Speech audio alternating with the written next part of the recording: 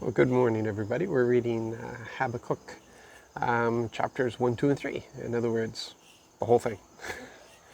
I have always appreciated Habakkuk. When I discovered him as a teenager, when I was developing the habit of reading the Bible through every year, Habakkuk became. I went through a season where I couldn't get enough of him. Because I was fascinated with the idea that you could talk to God and actually get a response. He had tough questions. He had tough questions for the Lord. So even the fact that we could be honest and open and inquisitive and ask these questions, things that we didn't understand, and get an answer was just because I wasn't being modeled for me. I didn't see that anywhere. For me, prayer was asking God for things and then Him doing. Maybe. There was no real conversation. I didn't understand a relationship. And because I didn't understand that, it was hard to develop a relationship.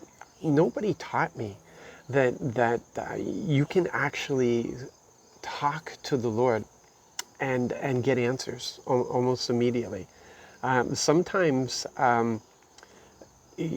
because we're not listening, because we're not hearing, we may miss it, but later on in the day he's going to get through to us because he never stops talking. Dad never stops talking to us. He just loves to talk to us, and he loves to answer us.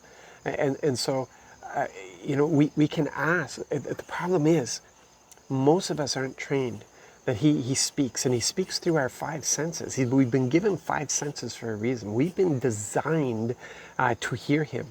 We've been designed to have conversation with him. Quite often we're looking for that voice in the head. But if we can understand a prophetic, if you want to refer to it as the prophetic, there are times that he'll respond to you through a smell, through a sensation, through just a touch. I've actually been praying for somebody, looking for a word for somebody, wanting to encourage them, and I heard a waterfall, and then felt the waterfall, and the Spirit gave me the interpretation for that, and it was a powerful word that I was able to bring to that person, because I had a sincere heart wanting to encourage them because they were in that place, and pressing in and seeing if the Lord had something that He wanted to say to them to encourage them. Because why was my heart desiring to encourage them? Because I was sensing Dad's heart. Dad wanted to encourage them, so He was giving me that desire to see them encouraged, which opened me up to receive what He wanted to say. And it's just like, yeah. There's other times that I'll sit with the Lord and I'll say, is there a lie I'm believing in? And I just sit quietly, and He reveals it to me. He shows me, and then asking Him, so what's the truth? And quite often I don't get to ask that second question, because he'll show me the lie, and then he tells me the truth right after. And it's exciting, and it's wonderful, and it's a vibrant relationship. It's an incredible relationship. And quite often, the reason people seek people out to get a word or a prophecy of some sort is because they're not listening, because they haven't been trained to listen, because Dad wants to speak to them directly.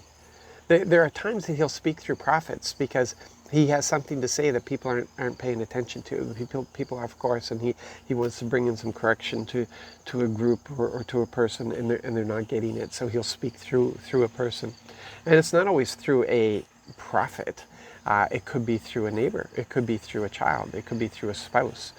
If we're listening, if we're always, like, if we have that intimacy and we're always pressing in, we're always listening, then we're going to hear Him.